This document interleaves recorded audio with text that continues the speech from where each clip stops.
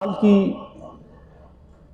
किताब का जब हम मुताला करते हैं तो ये रसूलों की ज़िंदगी के जो वाक़यात हैं वो बयान करती है। खुदावंद यीशु मसीह जब आसमान पर उठाए गए, खुदावंद यीशु मसीह ने अपने शागिर्दों से कहा कि बस जाकर सब कौमों को शागिर्द बनाओ, उन्हें खुदा बाप, खुदा बेटे, खुदा पाक रूह के नाम से बपतिस्मा दो। खुदावंद यीशु मसीह के आसमान पर जाने के बाद मसीहत बड़ी तेज़ी के साथ परवान चढ़ रही थी और बड़ी तेज़ी के साथ लोग मसीहत को कबूल कर रहे थे। रब्बी परेशान थे कि कैसे रोका जाए और वो हर मुमकिन कोशिश कर रहे थे कि लोग मसीह को कबूल ना करें। इस सारे मामले में पालूस रसूल बड़ा जोशीला नौजवान जो रब्बी गमलीएल का शागिर्द था और वो अपने उस्तादों की सुनता था, रब्बियों की, और वो लोगों को डराता था, धमकाता था। जहाँ कहीं लोग मसीह का नाम लेते थे उन्हें रोकता था। राय दमिश्क, ये शाम का दारुल खिलाफा है, वहाँ पर भी मसीहत बड़ी तेज़ी के साथ फैल रही थी और पालूस रसूल उस इलाके में जा रहे थे कि जाकर लोगों को रोकें, लेकिन उसी राह पर उसकी ज़िंदगी तब्दील हुई। जब आसमान से नूर चमका, नीचे गिरा, आसमान से आवाज़ आई, ऐ साउल तू मुझे क्यों सताता है? तू कौन है जिसे मैं सताता हूँ? मैं मसीह जिसे तू सताता है। जब तू मेरे लोगों को मारता है, धमकाता है, तो तू मुझे सताता है। ज़िंदगी तब्दील हुई।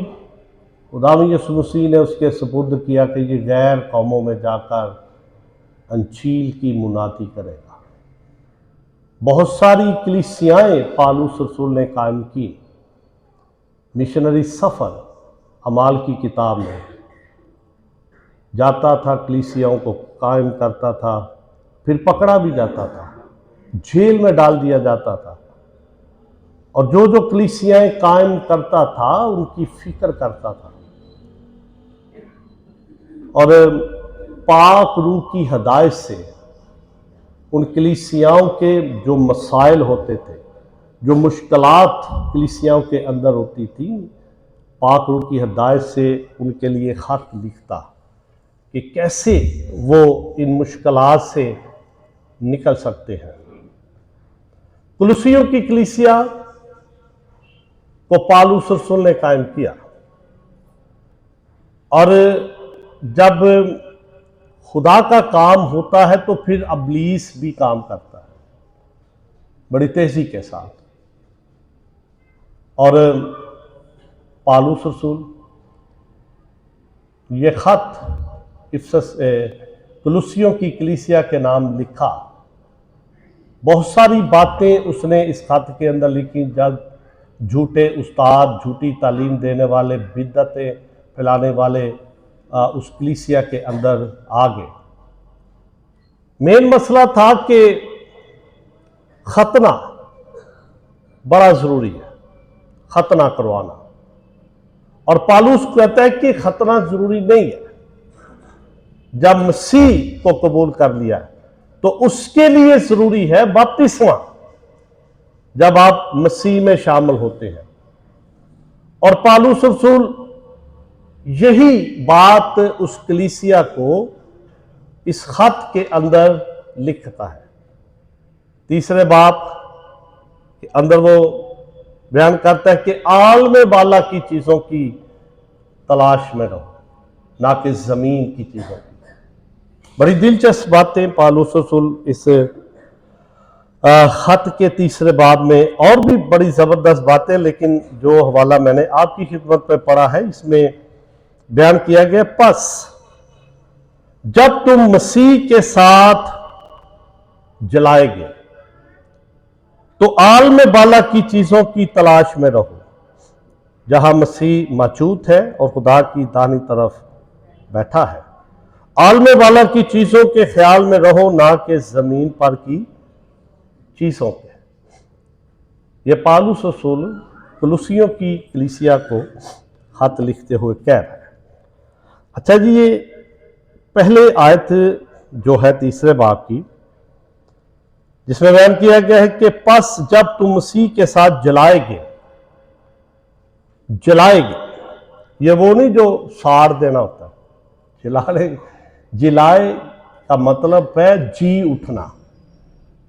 अब ये बड़ी अजीब बात हमें लग रही है कि पौलुस रसूल क्या बात कर रहा है कि जब तुम मसीह के साथ जिलाएगे।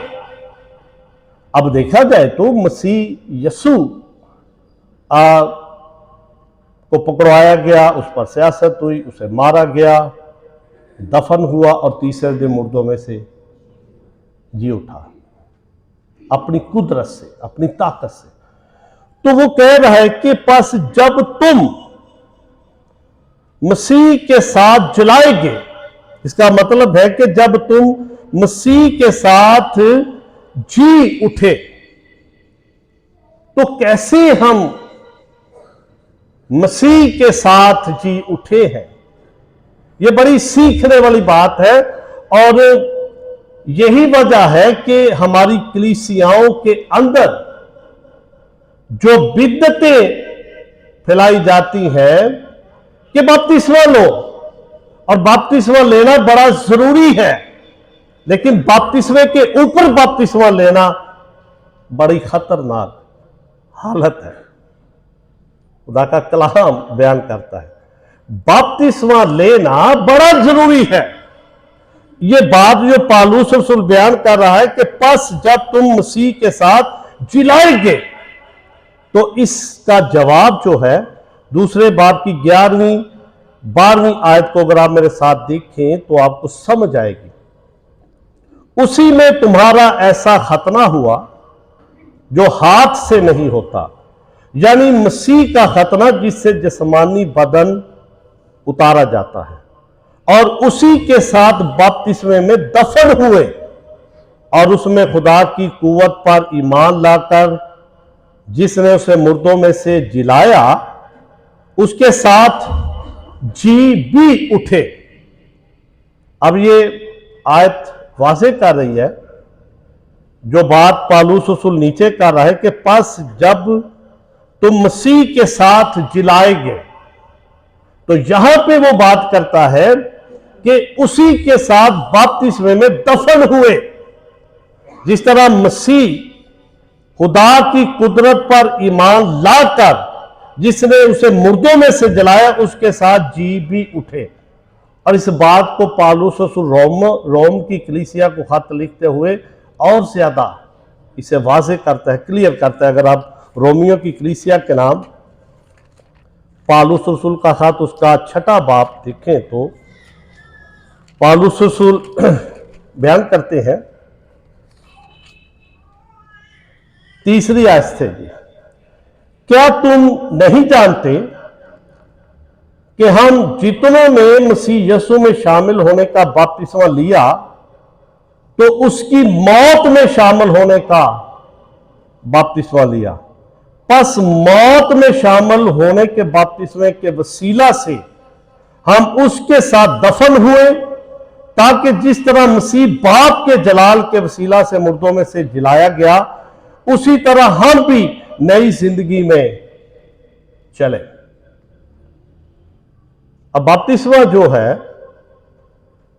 जब हम एक बच्चे को बपतिस्मा देते हैं तो पौलुस रसूल बयान करते हैं कि हम उसको मसीह की मौत में शामिल करते हैं। आपको याद होगा कि खुदा यीशु मसीह के 2 शागिर्द यीशु को कहते हैं कि जब तू अपनी बादशाहत में आए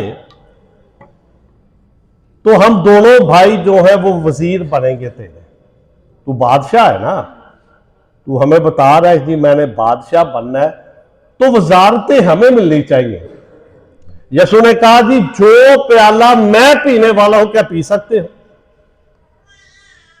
जो मौत का बपतिस्मा मैं लेने वाला हूं क्या ले सकते हो?